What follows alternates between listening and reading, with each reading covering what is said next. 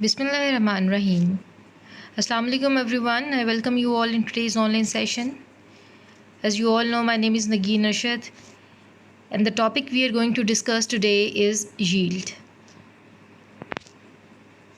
These are the outlines of chapter number 1 जो हम on and off discuss करते रहे हैं, and actually we are discussing the last outline of chapter number 1 these days, that is actual yield, theoretical yield and percentage yield. So let's have a look. First of all, what is yield? Dear students, you should have an idea that in chemistry, whenever you perform any chemical reaction, then the amount of product that you obtain at the end is termed as yield. आप जब कोई भी chemical reaction कराते हैं lab में, तो as a result आपके पास जितनी अमाउंट प्रोडक्ट की आती है आप उसको अपनी यील्ड कहते हैं. So you can say the product that you obtain in case of any chemical reaction in laboratory actually is known as yield. Why I am using the word laboratory or not, that will be clear later on, because there are two types of yield actually, actual yield and theoretical yield. Have a look. Actual and theoretical yield. So firstly, theoretical yield. What is theoretical yield? It is the maximum amount of product calculated from a balanced chemical equation. Dear students, as you all know that we deal with chemical reactions while discussing chemistry. तो जब आप theoretically यानी text book से आप किसी chemical reaction को discuss कर रहे होते हैं तो वो जनरली किसी केमिकल इक्वेशन की फॉर्म में शो किया जा रहा होता है, राइट. तो वो एक थ्योरेटिकल चीज़ है जिसको आप देख रहे हैं. जब उसी केमिकल रिएक्शन को आप लेबॉर्ट्री में जाके करते हैं तो वो एक्चुअल में एक एक्सपेरिमेंट की फॉर्म में कर रहे होते हैं, एक रिएक्शन की फॉर्म में कर रहे होते हैं. तो दोनों चीज़ों में फ़र्क है. One thing is actual, the other one is theoretical. तो जो केमिकल रिएक्शन आप टेक्स्ट बुक से देख के पढ़ रहे हैं या आप in the form of chemical balance chemical equation deal कर रहे हैं, वो आपकी थ्योरेटिकल स्टडी है. और उन कैलकुलेशंस के दौरान आप जो प्रेडिक्ट करते हैं कि इतनी हमारी यील्ड आ जाएगी, या आप जो कैलकुलेट करते हैं कि इतनी हमारी यील्ड आ जाएगी, उसको आप कहते हैं थ्योरेटिकल यील्ड. और इसमें क्योंकि कोई इन्वायरमेंटल फैक्टर इंक्लूड नहीं होता, तो आप इसमें और बहुत सारे फैक्टर्स नहीं होते जो कि इसकी यील्ड को अफेक्ट कर सकते हैं. इसलिए कैलकुलेशंस के दौरान या जब आप प्रेडिक्ट करते हैं थ्योरेटिकली तो आप मैक्सिमम यील्ड प्रेडिक्ट कर रहे होते हैं. So you can say it is the maximum amount of product calculated from a balanced chemical equation. बहुत सारी जगहों में इसकी डेफिनेशन में स्टिशियोमेट्री वर्ड यूज़ किया जा रहा होता है, तो उसको भी आप यूँ ही ले सकते हैं, that from balanced chemical equation. Now coming towards actual yield, as I have told you कि when you perform the same reaction in laboratory तो वो आप actual में कर रहे हैं उस reaction को. तो laboratory में आपके पास as a result of that chemical reaction जो yield आती है that is termed as actual yield. So it is the amount of product actually obtained during a chemical reaction. Laboratory in actual sense it means. Now coming towards percentage yield. Dear students, what is percentage yield? Actually, the efficiency of a reaction is expressed by comparing the actual yield and theoretical yields in the form of percentage yield. Right. अगर आपने देखना है कि आपका reaction कितना successful है या आपका रिएक्शन कितना एफिशिएंट है, तो आप उसकी एक्चुअल यील्ड जो आपने लेबॉर्ट्री में जो है वो ऑब्ज़र्व की है और कैलकुलेट की है, और थ्योरेटिकल यील्ड जो आपने theoretically from balance chemical equation से प्रेडिक्ट या कैलकुलेट की थी, उन दोनों को कंपेयर करके देखते हैं कि जितना आपने सोचा था थ्योरेटिकली क्या प्रैक्टिकली आपको उतनी यील्ड मिली है. तो आप उन दोनों चीज़ों को कंपेयर करके अपने उस रिएक्शन की एफिशिएंसी को एक्सप्रेस कर सकते हैं in terms of percentage yield. And the formula that you use for percentage yield is actual yield over theoretical yield into 100, right. So these are the basic concepts regarding yield in chemistry, that the product that you obtain in case of any chemical reaction is termed as yield, and the maximum amount of product calculated from a balanced chemical equation is theoretical yield, whereas the amount of product actually obtained during chemical reaction is termed as actual yield, and actual yield over theoretical yield into 100 is termed as percentage yield. Now dear students, actual yield is less than theoretical yield. Why? इसको आप छोटी सी example से भी कर सकते हैं. For example आप predict करते हैं कि आउट ऑफ 505 या आउट ऑफ 1100 आपके मार्क्स आ जाएंगे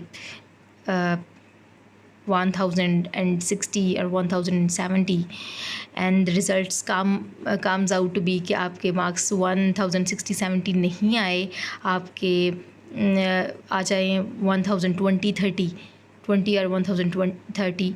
तो आप बाद में ये उन फैक्टर्स पे फोकस करेंगे कि वो कौन सी ऐसी चीज़ें थी. Might possible your hand writing was the factor, या फिर वो इन्वायरमेंट फैक्टर था, या खुदा ना खास्ता किसी स्टूडेंट की तबीयत ठीक ना हो. तो बहुत सारे ऐसे फैक्टर्स होते हैं जिनकी वजह से आपने जो प्रोडक्ट या एक चीज़ की होती है कि इतने मार्क्स प्रिडिक्ट किए होते हैं, एक्सपेक्ट किए होते हैं, उतने मार्क्स आपके नहीं आते. समटाइम्स ज़्यादा भी आ जाते हैं. So vice versa, I am just giving an example, it has nothing to do with you in actual. तो this is just an example. इसी तरीके से जब आप थियोरेटिकली एक यील्ड को प्रिडिक्ट कर रहे होते हैं और जब एक्चुअल जाके आप लेबॉर्ट्री भी करते हैं उस रिएक्शन को और आपके पास यील्ड आती है, इन दोनों सिनारियोज़ में बहुत ज़्यादा फ़र्क होता है. Because when you are doing something in laboratory उसमें बहुत सारे फैक्टर्स आ जाते हैं. Might possible the worker who is working on the experiment is not experienced one, वो चीज़ों को उस तरीके से हैंडल नहीं करा. And maybe another factor that can influence the reaction is कि आपने प्रोडक्ट नहीं किया था कि इस रिएक्शन के दौरान कोई और प्रोडक्ट भी साथ बन जाएगा आपके एक्सपेक्टेड प्रोडक्ट के साथ साथ, that is termed as by product. तो उस बाय प्रोडक्ट की वजह से आपकी यील्ड कम हो गई है. या फिर यू कैन से कि मैकेनिकल लॉस होते हैं, जैसा कि आपने अपना प्रोडक्ट बनाया, उसको आपने सेपरेट किया है और फिर उसको वॉश किया है, ड्राई किया है, उसके बाद आपने उसको वे किया है. तो इन सारे प्रोसेस में कहीं ना कहीं फ़िल्टर पेपर के ऊपर, फ़नल के ऊपर, डिफरेंट अपरेटस जो आप यूज़ करते हैं उनके साथ लगा हुआ रह जाता है प्रोडक्ट, जो कि ज़ाया हो जाता है, वेस्ट हो जाता है. इस तरीके से आपका प्रोडक्ट एक्चुअल यील्ड आ रही होती है लेबॉर्ट्री में, वो कम हो जाती है. जब आपने थियोरेटिकली सोचा था या पेपर पेंसिल लेकर या आपने अपना टैब लेकर कंप्यूटर लेकर जब कैलकुलेशंस की थी, तो उस टाइम पर आपने इन सारे फैक्टर्स को फोकस नहीं किया था. इसलिए आपकी थियोरेटिकल यील्ड जो थी, जो बैलेंस्ड केमिकल इक्वेशन से आपने कैलकुलेट की थी, उसकी ठीक ठाक वैल्यू आती है. और जब आप लेबॉर्ट्री में उस चीज़ को करते हैं तो इन सारे फैक्टर्स की वजह से वो वैल्यू कम हो जाती है. So here we go to see an answer. अपने पेपर में यूँ एक्सप्लेन कर सकते हैं कि the actual yield may be less than theoretical yield due to the following reasons. Number 1, side reactions may produce by products. Some reactions are reversible. Dear students, against our expectations sometimes कोई reaction जो है वो reversible हो जाता है. मतलब कि आपने रिएक्शन में देखा कि रिएक्टेंट से प्रोडक्ट बन रहा है एंड आफ्टर सम टाइम्स वही प्रोडक्ट जो है वो वापस रिएक्टेंट में कन्वर्ट होना शुरू हो जाता है. That is the reversibility. तो कुछ रिएक्शंस ऐसे होते हैं जिनको हमने प्रेडिक्ट नहीं किया होता कि वो रिवर्सिबल होंगे, मगर वो रिवर्सिबल होते हैं जब आप लेबॉर्ट्री में उन्हें परफॉर्म करते हैं. इस वजह से आपने जितनी उस रिएक्शन की यील्ड जो है वो एक्सपेक्ट की होती है, कैलकुलेट की होती है, उतनी आपके पास नहीं आती. Third is mechanical loss that takes place due to filtration, distillation and separation by separating funnel, washing and crystallization. I have explained this point before. कि बहुत जब आप लेबॉर्ट्री में काम कर रहे होते हैं तो उस दौरान आप रिएक्शन करवाते हैं, फिल्ट्रेशन करते हैं, वॉशिंग, ड्राइंग और इन सारे प्रोसेसेस में कहीं ना कहीं अपरेटस के साथ लगा हुआ बहुत सा प्रोडक्ट जो है वो वेस्ट हो जाता है. As a result, your actual yield is less than the calculated theoretical yield. And the last one is practically inexperienced worker has many shortcomings and cannot get the expected yield. यानी जो बंदा काम कर रहा है, if the one is inexperienced, तो उसकी वजह से भी आपकी actual yield आपकी theoretical yield से कम हो सकती है. यह एक शॉर्ट क्वेश्चन भी है जो आपको पेपर में पूछा जाता है कि why actual yield is less than theoretical yield. So kindly focus on this slide. Next, there is another short question जो आपसे पेपर में पूछा जाता है, and that is actual yield versus theoretical yield. और इसकी स्टेटमेंट यूँ आती है कि compare actual yield with theoretical yield, और आपने इनका कंपैरिजन देना है. So this is a very important table of comparisons. You can see the 2 columns, actual yield and theoretical yield. comparing these two types of yield parallel. अब देखें point number 1, actual yield is the amount of product actually obtained during chemical reaction, whereas theoretical yield is the amount of product calculated from a balanced chemical equation, या इसको यूँ भी कह सकते हैं calculated stoichiometrically. Number 2, actual yield is always less than theoretical yield and theoretical yield is greater than actual yield. तो you can compare this point as well. अब वही रीजंस जो आपने पीछे दिए हैं कि why actual yield is less than theoretical yield, आप उनको भी इस कंपैरिजन में यूज़ कर सकते हैं. जैसा कि यहाँ पर मेंशन किया गया है कि इन actual yield reversible nature of the reaction and side reaction decreases the actual yield, whereas in case of theoretical yield no such side reactions occurs and reactants are completely converted into product, so therefore yield is not decreased. या यूँ कह लीजिए कि theoretical yield में उन factors को आप focus ही नहीं करते कैलकुलेशंस में.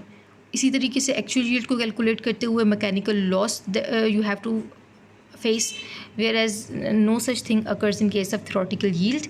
And similarly